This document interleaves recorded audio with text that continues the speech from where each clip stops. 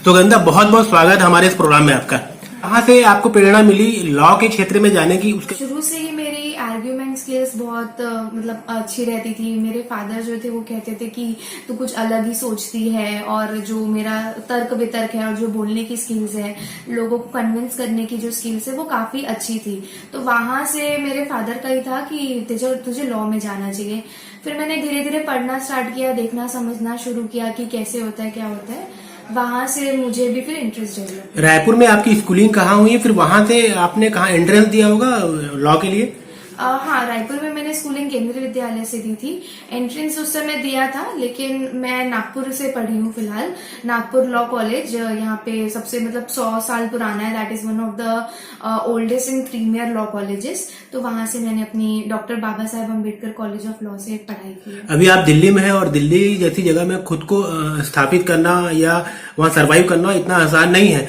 तो हम जानना चाहेंगे कि आप दिल्ली का रुख कैसे किया आपने और वहाँ कहाँ किस तरह आपने सरवाइव किया वहाँ, बताइए। सर, शुरुआत तो मेरे को कहीं से भी करनी थी, चाहे रायपुर हो, चाहे नागपुर हो, चाहे दिल्ली हो, क्योंकि मेरा कोई लीगल बैकग्राउंड नहीं था। यह मेरे एक मन में था।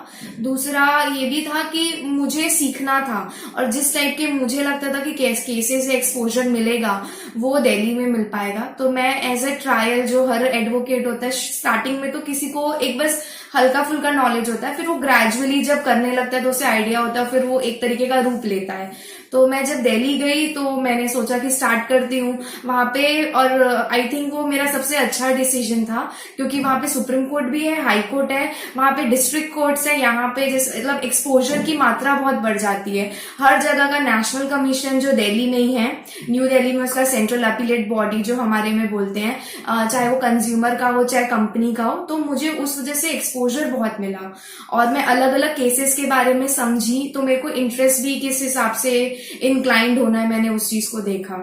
अभी प्रैक्टिस कर रहे हैं आप, तो किस तरह केस आपके पास आ रहे हैं? सर, केसेस का कोई कन्फाइन नहीं है, क्योंकि जैसे आपने बोला, और मैंने खुद को कन्फाइन भी नहीं किया, क्योंकि law is a learning process and it's a constant process. ये निरंतर हमें सीखना है। तो स्टार्ट तो वैसे मैंने कंज्यूमर से किया था, क्योंकि कंज्यूमर में बहुत ही क्या बोलते हैं इजी वे में है, और बहुत ज्यादा एक्सेसिबिलिटी, वो प्रॉपर जुडिशरी नहीं, ट्राइब्यूनल है वो, तो उसका एक फर्क आ जाता था। कंज्यूमर के केसेस में देखती हूँ, उसके अलावा कंपनी के भी केसेस देखते हैं, क्योंकि कंपनी 16 का है।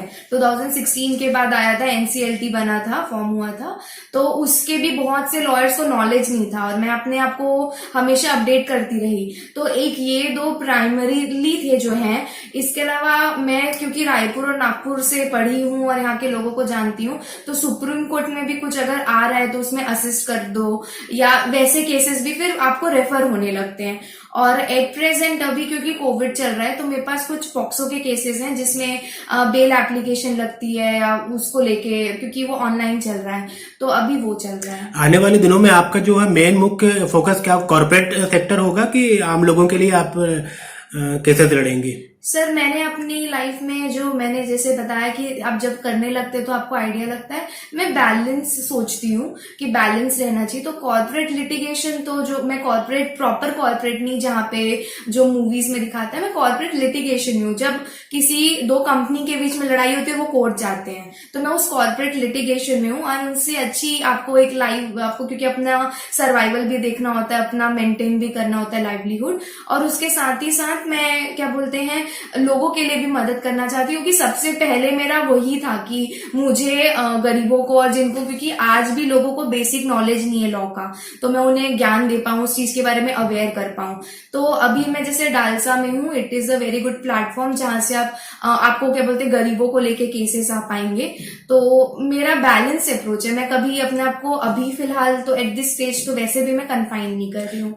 देश में इतने सारे लॉयर हैं, आपके आइडियल कौन है? सर, आइडियल तो क्या बोलते हैं, नॉर्मली हमारे कोई बड़े एडवोकेट्स नहीं होते, हमारे वो एडवोकेट्स होते हैं जिन्हें हम क्या बोलते हैं खुद असिस्ट किए होते हैं। या मेरे आइडियल तो जैसे नाफड़े सर हैं, he is a senior advocate. मैंने उनको एक बार केस में ब्रीफ किया था, तब से आई वाज मतलब मैं उनकी फैन हो गई थी, बिकॉज द वे उनका जो लॉ को देखने का तरीका होता है उसी को तजुर्बा बोलते हैं, और वही मैं चाह रही हूँ कि मैं अचीव करूं।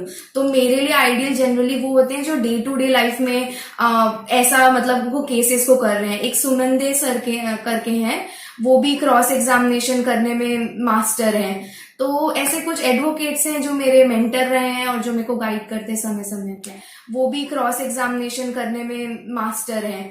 तो ऐसे कुछ एडवोकेट्स हैं जो मेरे मेंटर रहे हैं और जो मेरे को गाइड कि वकील जो है जानबूझकर केस को इसलिए लटकाते हैं कि उनकी फीस बंधी रहे, उनके पैसे मिलते रहे, कि इसमें कितनी सच्चाई मानती हैं आप? सर मैं इसमें ये भी बोलना चाहूंगी क्लाइंट्स को लेके भी कि हमें धारणा बदलने की जरूरत है। आज के जो लॉयर्स हैं वो अपना केस को बहुत स्ट्रांगली देखते हैं, केस टू केस बेसिस पे जाते हैं और उसको लड़के साल भर में कंप्लीट करने की कोशिश करते हैं। तो उन केसेस में मुझे लगता है कि क्लाइंट को बिलीव भी नहीं होता है या क्लाइंट भी पैसे लटका देते हैं, या जैसे डॉक्टर से फ्री की मेडिकल एडवाइस लेते हैं वैसे लॉ से भी फ्री की लीगल एडवाइस लेते हैं, जिसका उनको एप्टली चार्ज करना चाहिए। अगर आप 15 मिनट का केस सिर्फ 15 मिनट का दिया है या यह तो हमें भी पता था, यह धारणा क्लाइंट्स को भी बदलनी होगी कि अगर आप लॉयर से कुछ लीगल एडवाइस ले रहे हैं तो उसका प्रॉपरली आप चार्ज भी लें।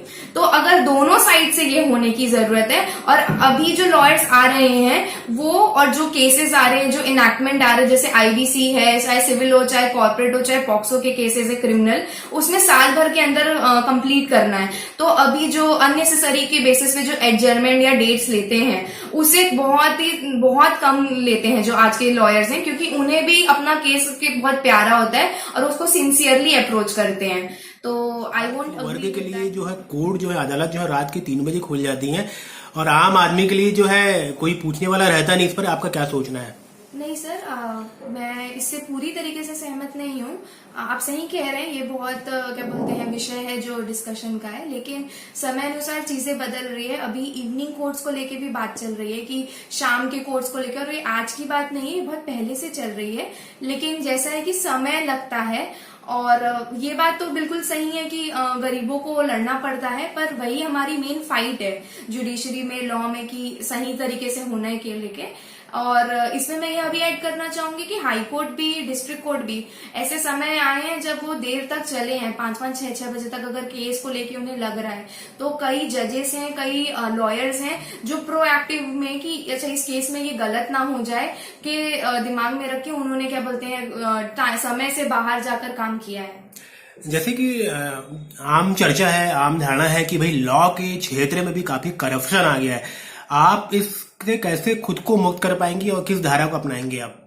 सर इसमें भी मैं यही कहना चाहूंगी, कोई भी चीज एक चीज में सीमित नहीं है और एक चीज को लेके बहुत से नजरिए हो सकते हैं। जैसे अब अपना पर्सनल आउटलुक भी हो सकता है, अपनी सोच भी हो सकती है। मेरा ऐसा मानना है कि मैंने ये अपने लिए जीवन में डिसाइड किया कि मुझे क्या काम करना है, क्या नहीं करना है, कितना किस चीज को करना है, क्योंकि करप्शन है और हम उससे बाहर नहीं आ सकते हैं। लेकिन उसके साथ ही अपने आप को कैसे सुरक्षित रख के काम में, और मैं हमेशा ये बिलीव करती हूँ कि क्वालिटी प्रिवेल करती है। शायद वही रीजन है कि मैं आज यहाँ पे खड़ी हूँ, नहीं तो आपको मैंने जैसे पहले भी हमारी बात हुई कि नहीं तो मैं खड़ी नहीं रहती। अगर क्वालिटी हमेशा, चाहे कोई भी केस हो, चाहे कहीं पे भी हो, समय लग सकता है उस चीज में, जो चीज शायद 2 साल पहले हो जानी चाहिए थी और कम समय लगना था, लेकिन क्वालिटी प्रिवेल करती है। तो मैं यही बोलूंगी कि लॉयर्स भी जो सारे हैं वो अपना, ऐसा नहीं कि सारे लॉयर्स ऐसे हैं या सारे डॉक्टर्स ऐसे हैं या सारे वो हैं, सब अपने लेवल पे कोशिश कर रहे हैं to bring the change. And hopefully I am optimistic कि अभी की जो यंग जनरेशन आ रही है उससे मैं बहुत ज्यादा मतलब मेरा उन पे बिलीव है कि वो जो अभी आ रही है वो क्वालिटी को ज्यादा, और कंपटीशन, राइट वर्क को हम राइट पेमेंट, जैसे इंटर्न्स को पेमेंट नहीं मिलता, सो वो जो अभी पर्टिकुलर जो अभी ब्रीड आ रही है हमारी, उनसे मैं काफी उम्मीद रखती हूँ। लड़कियां इस क्षेत्र में आना चाहती हैं, उनके लिए क्या सुझाव या क्या मैसेज देंगे आप? सुझाव यही है कि आप इसी क्षेत्र में या किसी में भी अगर आप पैशनेट हैं तो आप चालू कुछ कर जाइए। एंड ऐसा नहीं कि ये सारी चीज सही होगी या क्या बोलते हैं सब चीज आपके अनुरूप होगी, बस आप शुरुआत कर देंगे और आप अपने स्ट्रांग रहेंगे। तो मेरा ऐसा मानना है कि ऐसा नहीं कि मेरे को नहीं लगा कि मैं क्यों दिल्ली चली गई या मुझे अकेलापन नहीं लगा, लेकिन कहीं ना कहीं से मुझे लगता है भगवान या कोई ऐसे आके मुझे गाइड कर देता था कि हाँ ये सही है। और अगर गलत भी होता है तो वो भी एक सीख ही होती है कि अच्छा ये चीज मुझे नहीं करनी है या यह काम मुझे नहीं करना है, तो वो आपको आ जाता है। तो मेरा सुझाव यही है कि बस आप शुरुआत कर दीजिए, बाकी फिर वो अपने आप हो जाता है। क्या बात है, बहुत अच्छी बात है कि शुरुआत कर दीजिए, बाकी तो हो जाएगा। सुगंधा, आपने इतनी सारी बातें बताई और मोटिवेट भी किया। हम आपको शुभकामनाएं देंगे, आप आगे चल के बहुत बड़े लॉयर बने, देश का छत्तीसगढ़ नाम रोशन करें। Thank you sir.